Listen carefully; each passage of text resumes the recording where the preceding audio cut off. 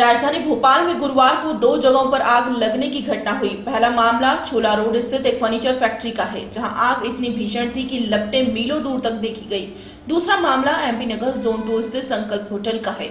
यहां शाम को शॉर्ट सर्किट से आग लगी थी, जिसे कुछ समय में ही बुझा लिया गया। छोला क्षेत्र में दोपहर करीब 3 बजे एक प्लास्टिक फैक्ट्री में आग लग गई। थोड़ी देर में ही पूरी फैक्ट्री आग की लपटों से घिर गई। आग इतनी भीषण थी कि उठते हुए धुएं को शहर के किसी भी कोने से देखा जा सकता था। नगर निगम फायर ब्रिगेड का पूरा अमला, सारी गाड़ियां मौके पर पहुंच गई। सब फायर ऑफिसर साजिद खान, मोहम्मद इफ्तिखार और रामेश्वर नील तीनों मौके पर पहुंचे। आज जिस सेंचुरी मॉड्यूलर फैक्ट्री में लगी, उसमें मुख्य रूप से प्लास्टिक की कुर्सियां बनती हैं। आग से 4 करोड़ रुपए के नुकसान का अनुमान लगाया जा रहा है। फैक्ट्री के भीतर आधा दर्जन कार्बन डाइऑक्साइड के सिलेंडर रखे थे। ज्यादातर सिलेंडर दमकल कर्मियों ने निकाल लिए। फैक्ट्री में लगी आग से फाइबर की कई कुर्सियां जल गई। इस क्षेत्र में करीब 12 फैक्ट्रियां हैं। फैक्ट्री के बाहर वेल्डिंग का काम चल रहा था। इस वेल्डिंग से उठी चिंगारी से आसपास के मटेरियल में आग लग गई। धीरे धीरे करके केमिकल, कच्चा माल और फिर तैयार कुर्सियों में आग लग गई। फैक्ट्री में रखा कार्बन डाइऑक्साइड सिलेंडर भी फट गया। आग पर काबू पाने के लिए नगर निगम के साथ पुलिस और बेल का फायर ब्रिगेड का अमला जुटा रहा। वहीं दूसरी ओर एमपी नगर स्थित होटल में भी आग लगी। एमपी नगर जोन 2 स्थित होटल संकल्प में भी शाम को शॉर्ट सर्किट से आग लग गई। कुछ देर में फायर ब्रिगेड की गाड़ी मौके पर पहुंच गई और आग पर काबू पाया। भोपाल से संजना प्रियानी की रिपोर्ट। बालाघाट की कोतवाली पुलिस को मुखबिर की सूचना पर बीती रात उस वक्त बड़ी सफलता मिली जब पुलिस ने 16,66,000 का 166 किलो गांजा पकड़ा। ये गांजा महिंद्रा एक्स यूवी टवेरा से जब्त किया गया है और 4 आरोपियों को पुलिस ने गिरफ्तार किया है। यह गिरफ्तारी जागपुरा घाट डेंजर रोड मार्ग से आईजी व एसपी के निर्देश में अंजाम दी गई, जिसका अंतर्राष्ट्रीय गिरोह होने की संभावना बताई जा रही है। गांजा तस्करी को लेकर पत्रकारों से चर्चा में एसपी ने खुलासा किया है कि मुखबिर के माध्यम से मिली सूचना से पता चला था कि 2 4 पहिया वाहन जिसमें अवैध मादक पदार्थ गांजा रखा हुआ है। मुखबिर सूचना पर ये जगपुर घाट डेंजर रोड चौराहा गायखुरी बालाघाट के समीप पुलिस द्वारा नाकाबंदी की गई। कुछ देर पश्चात गोगलाई रोड की ओर से 2 4 पहिया वाहन आते दिखे, जिससे पहले वाहन को रोककर कागज मांगने पर पीछे वाला वाहन भागने का प्रयास करने लगा, जिसे रोका गया। वह भागने का कारण पूछा तो वह व्यक्ति ठीक जवाब नहीं दे पाया, जिससे उस गाड़ी को चेक किया गया। चेक करने पर उपयुक्त सफेद रंग की XUV 500 बिना नंबर के अंदर से 6 बोरियां मिली। अन्य दूसरा वाहन टवेरा क्रमांक MP 15 AB 1969 की तलाशी ली गई, जिसमें से 1 बोरी गांजा छुपा कर रखा गया था। इस तरह कुल मिलाकर 7 बोरी में 166 किलो गांजा बरामद किया गया है। ये कल एक सूचना प्राप्त हुई थी कि एक गांजे की बहुत बड़ी खेप उड़ीसा से बालाघाट के रास्ते कहीं जा रही है। इस सूचना को डेवलप किया गया और एक एडिशनल SP और CSP के नेतृत्व में एक टीम बनाई गई, जिसमें हमारे TI कोतवाली, सब इंस्पेक्टर पुलिस, सत्येंद्र एवं थाना कोतवाली का बल और अन्य आरक्षक थे। इस सूचना पे से कल रात को एक व्हीकल पकड़ा गया जो कि XUV महिंद्रा था। इसमें एक मुख्य आरोपी दिलीप तुरे और 2 अन्य थे और इनके साथ गांजे की एक बड़ी खेप मिली। पूछताछ में ये पता चला कि उड़ीसा से गांजा लाके और विभिन्न राज्यों में बेचा करते थे और प्रत्येक ट्रिप में ये 2 से 2.5 लाख रुपए कमाया करते थे। लगभग 167 किलो ये गांजा इसमें मिला है और ये गांजे की तस्करी में हमेशा लग्जरी गाड़ियों का यूज़ करते थे। इनके पास गांजे की तस्करी के लिए वर्ना, XUV, स्कॉर्पियो, जेस्ट इस तरह की गाड़ियां थी और ये एक गाड़ी को ये रैकी करने के लिए आगे चलाते थे, जो कि अगर कहीं पुलिस की चेकिंग रहती थी तो इनको इन्फॉर्म कर देता था। तो रैकी में जो गाड़ी चल रही थी उसको भी हमने जब्त कर लिया है। बालाघाट से मुकेश भट्ट की रिपोर्ट। मुस्लिम समुदाय में 3 तलाक के मुद्दे पर शुरू हुई बहस आज यूनिफॉर्म सिविल कोड यानी समान नागरिक सहायता के मुद्दे में उलझ गई। लॉ कमीशन ने इस बारे में जनता से सुझाव मांगे हैं, जिससे all India Muslim personal law board जैसे मुस्लिम संगठन भड़क उठे हैं और सीधे प्रधानमंत्री नरेंद्र मोदी पर हल्ला बोल दिया है। All India Muslim personal law board के प्रेस कॉन्फ्रेंस में प्रधानमंत्री मोदी पर तीखा हमला किया गया। एक नई जंग छेड़ दी है मोदी साहब ने इस मुल्क में, और सरहद तो संभल नहीं रहा है, माफ कीजिएगा, और सूरत हाल ये है कि अंदरूनी जंग के लिए फिजा तैयार की जा रही है। ऐसी शक्ल में हम लोगों की जिम्मेदारी है कि हम जमहूरी तरीके से अपनी आवाज बुलंद करें। बोर्ड के नेता इसलिए भड़के हुए हैं क्योंकि लॉ कमीशन ने देश में यूनिफॉर्म सिविल कोड लागू करने पर सुझाव मांगते हुए 16 सवाल पूछ लिए हैं। मुस्लिम संगठनों का कहना है कि संविधान में उनको अपना धर्म और परंपराएं मानने की आजादी दी गई है। उनका ये भी कहना है कि पर्सनल लॉ में विशेष छूट सिर्फ मुसलमानों को ही नहीं, दूसरे समुदाय को भी मिली हुई है। मुस्लिम पर्सनल लॉ बोर्ड के सचिव कमीशन ने गलत रहनुमाई करने की कोशिश की है और पब्लिक को धोखा देने की कोशिश की है। वो सवालनामा निष्पक्ष न होकर वन साइडेड हो गया है, इसलिए हम लोगों ने इसके बाइकाट का फैसला किया। हजरत मौलाना वली रहमानी ने कहा, हम सब लोग एक एग्रीमेंट के तहत इस देश में रह रहे हैं। ये एग्रीमेंट कॉन्स्टिट्यूशन के तहत है। मजहब रिवाजों को मानने की आजादी है। यूनिफॉर्म सिविल कोड को लागू करने का मतलब है इस एग्रीमेंट का उल्लंघन। और आप और सारे लोग इस मुल्क में एक एग्रीमेंट के तहत रह रहे हैं, और वो एग्रीमेंट हमारा आपका कॉन्स्टिट्यूशन के जरिए से है। दफा नंबर 25 के खिलाफ है ये चीज कि इस मुल्क में मजहब को नजरअंदाज करके किसी एक सोच को लागू किया जाए। केंद्रीय मंत्री मुख्तार अब्बास नकवी का कहना है कि देश में ऐसे मुद्दों पर स्वस्थ बहस होना अच्छी बात है। इस पर ज्यादा हंगामा करने की जरूरत नहीं। एक लोकतांत्रिक देश है, एक सेकुलर देश है, और हमारे देश में, ओपन देश में जो है वो इस तरह के डिबेट, इस तरह के डिस्कशन की गुंजाइश हमेशा बनी रहती है। इसलिए जो है इस पे कोई बहुत ज्यादा हो हल्ला मचाना, इस पे बहुत ज्यादा हंगामा करने का कोई बहुत ज्यादा कारण हमें दिखता नहीं है। नकवी भले ही एकेडमिक बहस की बात कर रहे हों, लेकिन बीजेपी सांसद साक्षी महाराज का कहना है कि धमकी भरे अंदाज में बात करने वाले मुस्लिम नेता समझ ले कि एक्शन का रिएक्शन भी होता है और वो भारत की अस्मिता पर प्रहार। वो क्या कहना चाहते हैं, वो क्या करना चाहते हैं, वो करे, एक्शन का रिएक्शन होता है। बीजेपी की दलील है कि अगर ईरान, इंडोनेशिया, पाकिस्तान और बांग्लादेश में अगर 3 तलाक के मामले में बदलाव हो सकता है तो फिर भारत में क्यों नहीं।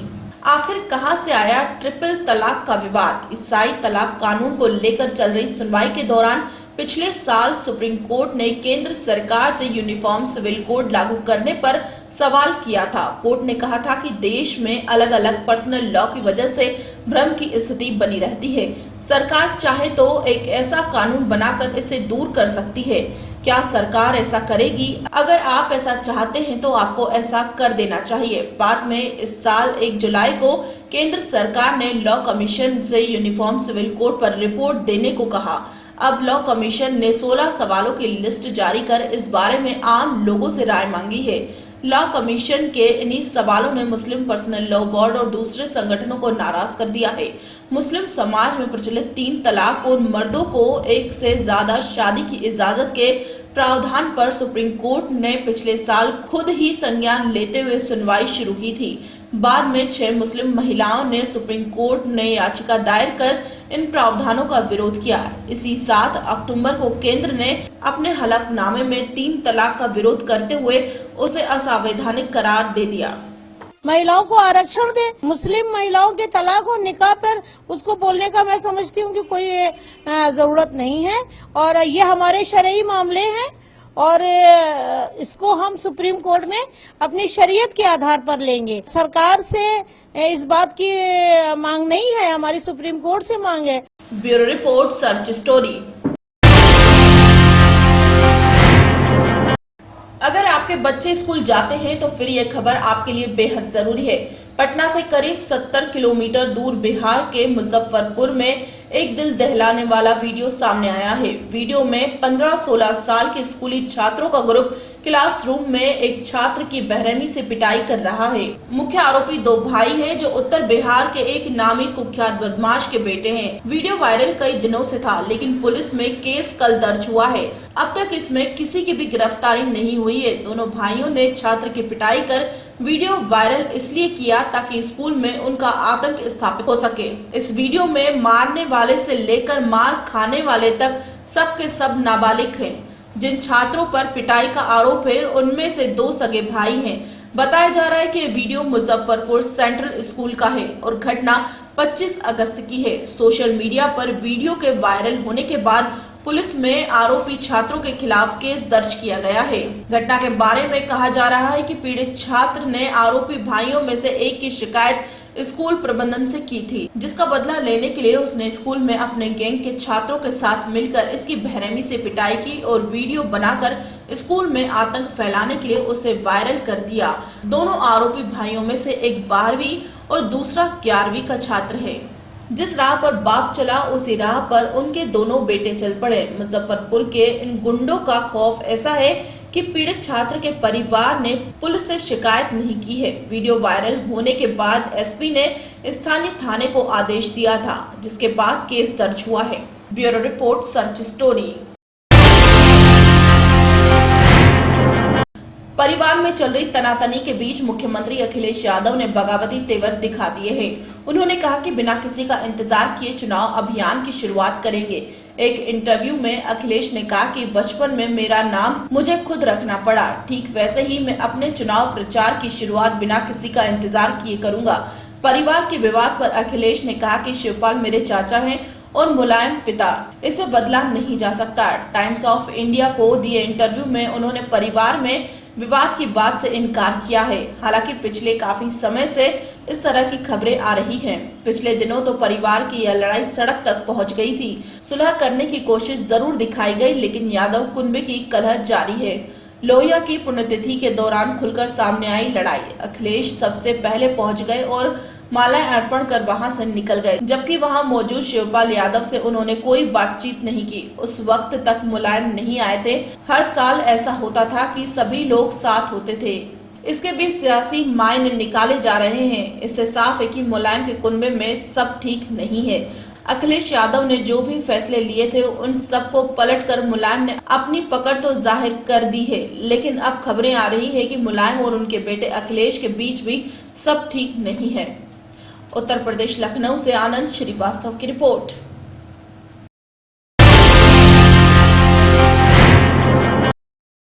उत्तर प्रदेश की राजधानी लखनऊ में राजस्व परिषद भीमराव अंबेडकर सभागार में पूर्व chairman retired IAS Anil Gupta का विदाई समारोह राजस्व परिषद लखनऊ द्वारा बड़ी धूमधाम से मनाया गया। राजस्व परिषद के प्रेसिडेंट संतोष गुप्ता एवं एसोसिएशन के अन्य वरिष्ठ अभिवक्ता द्वारा माला अर्पण कर सम्मान दिया गया। संतोष गुप्ता एवं अन्य वरिष्ठ अभिवक्ताओं ने रिटायर्ड आईएएस अनिल गुप्ता को उनकी निष्ठा पूर्वक कार्य करने से प्रभावित होकर राजस्व परिषद ने उनको एवं उनकी पत्नी को सम्मान दिया और उनके उज्जवल भविष्य की कामना की। लखनऊ से आनंद श्रीवास्तव की रिपोर्ट।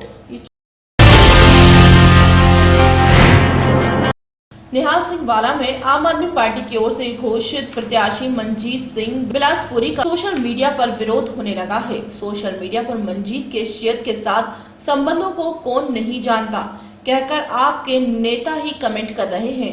वर्करों ने केजरीवाल से प्रत्याशी को लेकर दोबारा विचार करने की अपील की है। मीडिया को जानकारी देते हुए गांव लोगों के रहने वाले आप पार्टी के एससी विंग के सेक्रेटरी इंचार्ज अमरीक सिंह ने बताया कि पिछले लंबे समय से आपके साथ जुड़े हुए हैं। उन्होंने कहा कि पार्टी द्वारा जिस व्यक्ति को उम्मीदवार बनाया गया है उसकी छवि ठीक नहीं है। उन्होंने बताया कि जर्मन में रहने वाली चरणजीत कौर नाम की महिला ने उन्हें फोन कर कहा कि जिस व्यक्ति को उम्मीदवार बनाया गया है उसने साल 2012 में अपने 6 साथियों को साथ लेकर उससे धोखा किया था और उससे 27 लाख की ठगी की थी, जिसकी शिकायत उन्होंने जर्मन पर मामला दर्ज करवाया था।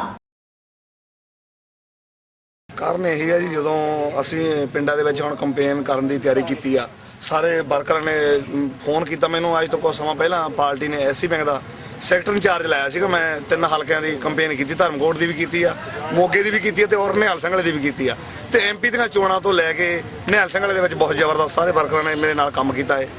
ਤੇ ਮੈਂ ਕੋਈ ਆਪ ਦੀ ਦਾਅਵੇਦਾਰੀ ਨਹੀਂ ਜਿਤਾਉਣੀ ਚਾਹੁੰਦਾ ਤੇ ਨਾ ਹੀ ਕੋਈ ਮੈਂ ਆਪਦੀ ਟਿਕਟ ਲੈ ਕੇ ਆਇਆ ਸੀਗਾ ਪਾਰਟੀ ਦੇ ਵਿੱਚ, ਕਿਉਂ ਮੈਂ ਆਪ ਵੀ ਗਰੀਬ ਘਰੋਂ ਮੇਰਾ ਸਾਰਾ ਕੁਝ ਦੇਖਿਆ ਹੋਇਆ। ਮੈਂ ਸਾਡਾ ਹਲਕਾ 30 ਸਾਲ ਪੁਰਾਣਾ ਅੱਜ ਪੁਰਾਣਾ ਪਿੱਛੇ ਬੈਠਾ ਹੈ।